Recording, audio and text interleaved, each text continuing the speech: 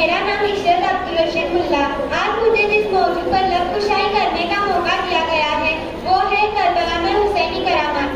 जब यजीद ने हजरत इमाम हुसैन को कैद करने के लिए कहा, यानी कि गलत काम में उसका साथ देने के लिए कहा, तो हजरत इमाम हुसैन ने उसको साफ-साफ मना कर दिया।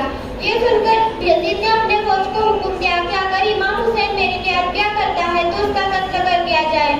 ये सुनकर हजरत इमाम हुसैन ने मदीना से बचने के लिए मदीना छोड़कर जाने का फैसला किया। हजरत इमाम हुसैन अपने कुछ साथियों के साथ मदीना छोड़कर जाने लगे। उसमें औरतें भी थी, बच्चे भी थे, बूढ़े और जवान भी थे। कुल मिलाकर 72 लोगों का ये काफिला था।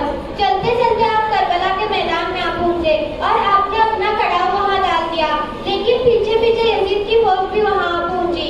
यजीदी फौज ने सबसे पहले अपना कब्जा पानी पर किया, यानी कि हजरत इमाम हुसैन और उनके साथियों पर पानी की रोक लगा दी। उसके बाद यजीदी फौज ने हजरत इमाम हुसैन और उनके साथियों पर तरह तरह के जुल्म सितम किए। 9 मुहर्रम के दिन यजीदी फौज ने हजरत इमाम हुसैन के काफिले पर हमला कर दिया। ये देखकर हजरत इमाम हुसैन ने हजरत अब्बास से कहा, यजीद की फौज के पास जाओ और उनसे कहो कि नवासा रसूल का ये हुक्म है कि उनको एक रात की और मोहलत दी जाए ताकि वो अल्लाह की इबादत कर सके। ये सुनकर हजरत अब्बास यजीद की फौज के पास जाते हैं और उनको इमाम हुसैन का ये पैगाम सुनाते हैं। यह सुनकर यजीदी फौज का कमांडर हंसने लगता है और सोचने लगा कि एक रात की प्यास से इनका और भी बुरा हाल हो जाएगा और शायद ये यजीद की बात को मान जाएंगे। ये सोचकर यजीदी फौज ने हजरत इमाम हुसैन को एक रात की और मोहलत दी। ये फैसला किया गया कि अब जो 9 मुहर्रम को नहीं 10 मुहर्रम को होगी। 9 मुहर्रम की पूरी रात हजरत इमाम हुसैन ने अल्लाह की इबादत की। रात ढलने लगी, सुबह होने लगी। हजरत इमाम हुसैन ने सुबह की नमाज अदा की। इतने में नमाज के दौरान ही यजीदी फौज ने हजरत इमाम हुसैन के काफिले पर हमला किया। हजरत इमाम हुसैन का एक एक साथी शहीद होता गया। खानदान रसूल के सारे अफराद शहीद होते गए। जब कोई नहीं रहा तो हजरत इमाम हुसैन अपने हाथों में तलवार लिए वो अपने खेमे से बाहर निकलते हैं और एक खेमे से दूसरे खेमे गए जहाँ पर आपकी बहन बेटियां थी। वहाँ जाके आप फरमाते हैं, ए मेरी बेटियों, ए मेरी बहनों, अपने हुसैन का आखिरी सलाम कबूल करो।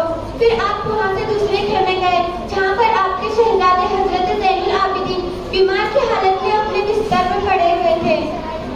आप वहाँ जाकर फरमाते हैं, ए मेरे बेटे ज़ैनुल, उठो, अपने अब्बा का आखिरी सलाम कबूल करो। ये सुनकर हजरत ज़ैनुल आबिदीन फौरन उठते हैं और रोने लगते हैं। हजरत इमाम हुसैन अलविदा कहते हैं और मैदान करबला में जाते हैं। यह देखकर सिमरे यजीदी फौज का कमांडर अपने लोगों से कहने लगता है कि हजरत इमाम हुसैन पर एक साथ हमला करो। फिर क्या था, चारों तरफ से हमला होना शुरू हो गया। एक तरफ 22,000 की फौज और दूसरी तरफ 3 का भूखा और प्यासा अकेला हुसैन। हजरत इमाम हुसैन भूखे शेर की तरह यजीदों पर टूट पड़े। लाशें हवाओं में उड़ने लगी। एक एक यजीदी हजरत इमाम हुसैन की तलवार से जहन्नुम नसीब होने लगा। आप दुश्मनों को ऐसे काट रहे थे जैसे कोई गाजर मूली काट रहा हो। यह देखकर यजीदी फौज भागते भागते गुफा तक जा पहुंची। ये देखकर सिमरा अपने लोगों से कहता है, हजरत इमाम हुसैन पर एक साथ हमला करो और जाओ और हुसैन के खेमे में आग लगाओ। फिर क्या था, 22,000 की फौज हजरत इमाम हुसैन पर एक साथ हमला करती है। इतने में करबला के मैदान में अजान की आवाज आती है और आसमान से आवाज आई, हुसैन रुक जाओ, तुम कामयाब हो गए हो। ये सुनकर हजरत इमाम हुसैन ने अपने हाथों को रोक लिया और अल्लाह का शुक्र अदा करने लगे। फिर पत्थर, नेज़े, तलवारें और करबला की गर्म मिट्टी आपके जिस्म पर लगती रही। इतने में हजरत इमाम हुसैन घोड़े के पीठ से जमीन पर गिर पड़े। यह देखकर सिमरे ने सोचा कि यही एक मौका है